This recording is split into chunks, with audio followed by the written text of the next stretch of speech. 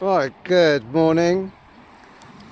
We're going to fit a stainless steel bird guard today, and I thought I will show you how to do it. So basically what we're going to do is we're going to be fitting one of these today. Before I start, I just want to make sure that you are aware that to make sure that you're in a safe location. It's a bit windy today, so if the camera moves about a little bit, please excuse it. What I do with these is, because it hasn't got a liner in it, I tend to bend these over like that, these parts of the strap, and then what I do is I put these bits on the outside and I turn it around. These are really straightforward to do.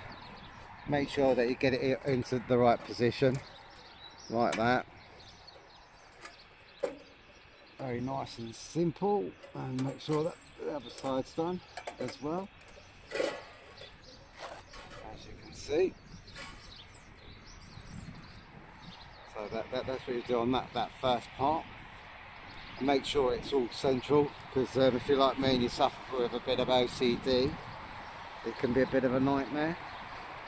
So I'm trying to keep out of the shadow and not touch the TV area, because that's actually where I've got my camera focused on the TV area at the moment.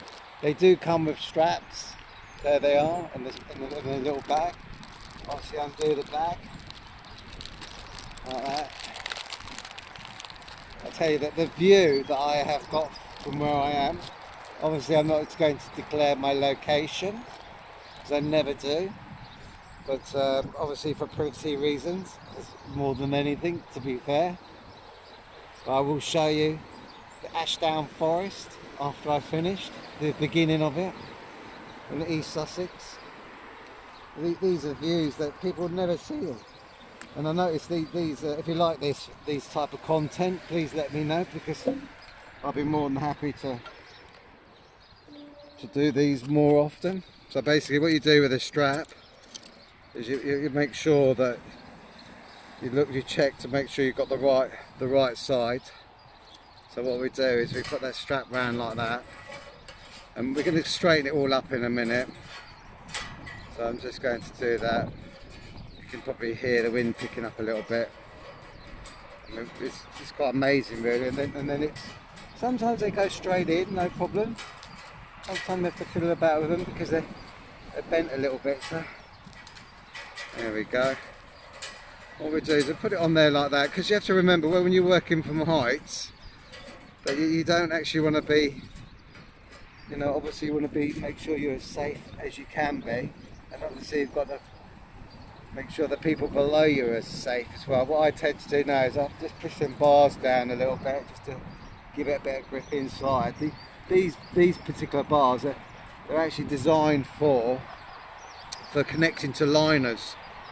So just make sure it's all straight and level, which is what we're going to do. So you can, the great thing about these little straps around the edges, as long as they're not touching the flaunching, you can get it all nice and level. And the other thing with these bands is you always want to try and get it over one strap like that. So what I mean is, like, can you see the way I've done it? Put that over there like that. Hopefully you can see it on the camera.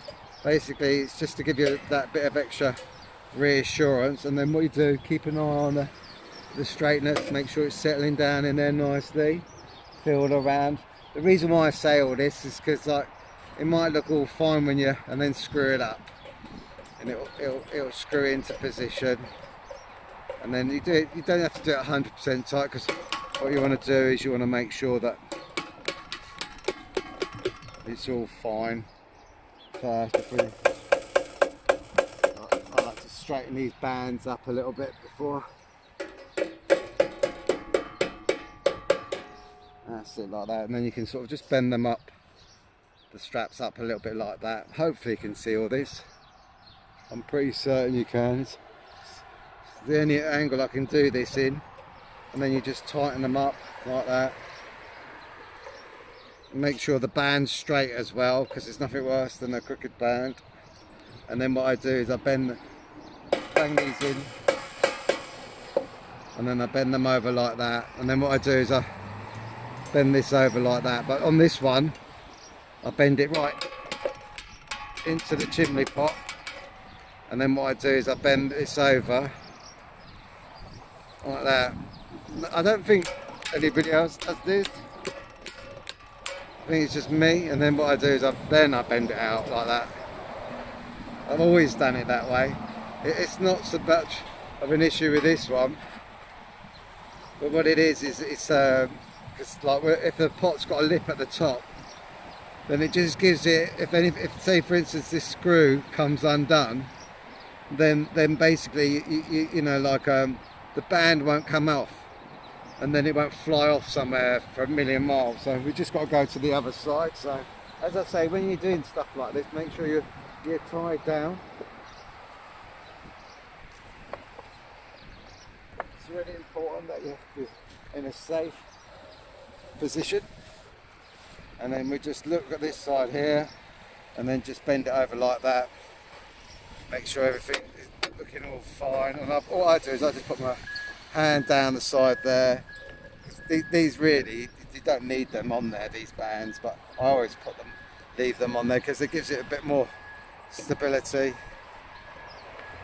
And if you put them at an angle like that, and it gives you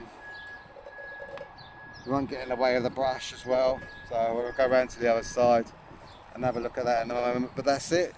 It's done. There's a bit of moss here. I'll let the customer know that the top needs reflaunching, as you can tell. There's no point taking it all out now because it's just going to create a water leak if he hasn't got one already, which I don't think he has, but well, he probably has, to be fair, because it wouldn't be growing there otherwise. So like, but I will explain that to him. But then obviously it's his decision, but I'm not going to make it worse by scraping it all off. But as I said, just make sure when you're working around heights, you're always safe and secure. So important. You have no idea how quickly you can be off a ladder or a scaffolding or whatever. There's a bar sticking out right in my face. It's bloody annoying it is. So I'm just going to have a look. Let's see.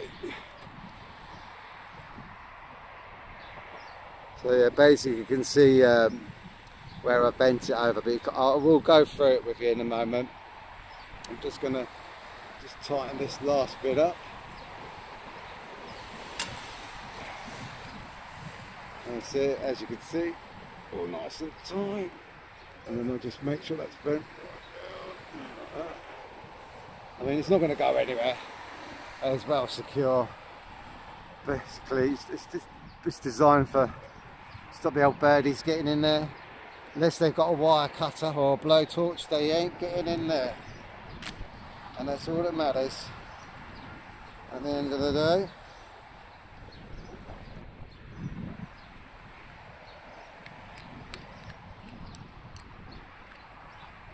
What I'm going to do now is I'm going to show you what I've done. Right, so basically what we've done is, there you go, that is it. All nicely fitted. Excuse the wind. But yeah, but what I do is obviously the screw goes there, but this is the bit I always do. I just bend it over again like that. Just whack that bit flat there, and just make sure it's all, as you can see, there's going to be no chance. The great thing about Brewer ones is that they have a rainwater cover top, which basically what that means is that it's just it's at a slant. So when you look at them, they're slanted. So when the rain will come off them very easy. They're actually caps. If you've seen my previous videos, the only difference between the cap and the bird guard is that the bird guard has the cage around it. The cap just has the top part, and that screws down into the bottom. I want to just show you where I am now. I'm going to zoom in. I'm on the edge of Ashdown Forest. I'm on a housing estate on the edge of Ashdown Forest. If you're watching this on a TV, then you're lucky, because you're going to see a lot more than what people are going to see on I'm going to go really slow. All the way around. There's an old water tower there. And there's nothing really along there. Look, the sun's out. It's great to see, look. There it is. I'm going to come back round. But yeah, as you can see, there's a nice little hamlet of houses over there on that hill. And then that's Ashdown Forest. The edge of it, should I say. So Ashdown Forest in East Sussex. I'm going to go right the way around, so just give you an idea. Always nice. And there's the Downs over there. That's the South Downs. Beautiful church.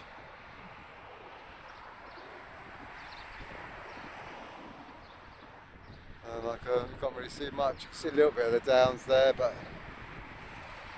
it's a nice town, this is, to be fair. I'm literally on the edge of it. But yeah, there's the South Downs there. And then just goes up and around. And let's zoom out so you can get I'll finish it off with a zoomed out shot of Ashdown Forest.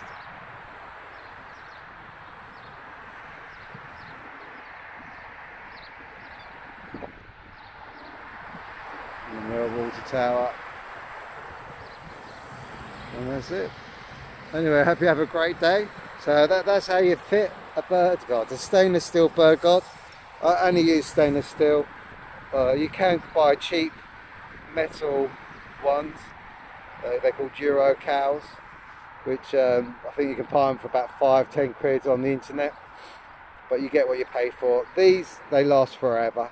We'll never have to replace this. The only thing that'll ever come down, come high storms, or if there's something wrong with the chimney stack. But apart from that, it'll never rust.